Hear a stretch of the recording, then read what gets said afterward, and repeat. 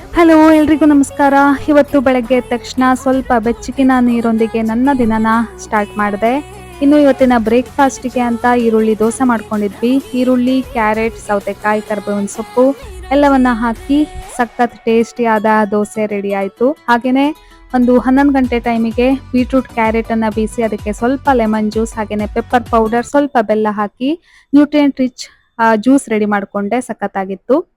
So ಇವತ್ತು ನೀವು ನೋಡ್ತಾ ಇರ್ಬೋದು, ಒಬ್ರು ಸ್ಪೆಷಲ್ ಗೆಸ್ಟ್ ನಮ್ಮ ಕಿಚನ್ ಒಳಗಡೆನೆ ಡೈರೆಕ್ಟ್ ಆಗಿ ಬಂದ್ಬಿಟ್ಟಿದ್ದಾರೆ. ಇನ್ನು ಮಧ್ಯಾಹ್ನ 4 ಗಂಟೆಗೆ ನನ್ನ ಸ್ನ್ಯಾಕ್ಸ್ ಟೈಮ್. ನನ್ನ ಸೀರಿಯಲ್ ನೋಡ್ತಾ ಸ್ವಲ್ಪ ಸ್ನ್ಯಾಕ್ಸ್ ತಿಂತ ಕಷಾಯ ಕುಡ್ದೆ. ಹಾಗೇನೆ ಸಂಜೆ ಕ್ಲೈಮೇಟ್ ಒಂಥರ ಕೂಲ್ ಆಗಿತ್ತು. ನನ್ನ ಫೇವ್ರೆಟ್ ಪ್ಲೇಸಿಗೆ ಒಂದು ರೌಂಡ್ ವಾಕ್ ಹೋಗಿ ಬಂದೆ. ಆರಾಮಾಯ್ತು ಒಂದ್ಸಲ. ಸೊ ಇನ್ನು ವೆಂಕಿ ಬಂದ ತಕ್ಷಣ ಬರ್ಫಿ ಜೊತೆ ಒಂದ್ ರೌಂಡ್ ನಾವು ಇಬ್ರು ಒಂದ್ಸಲ ಅವನ್ನ ಆಟ ಆಡಿಸ್ತೀವಿ. ಸೊ ಇವತ್ತಿನ ನನ್ನ ದಿನ ಮುಗೀತು.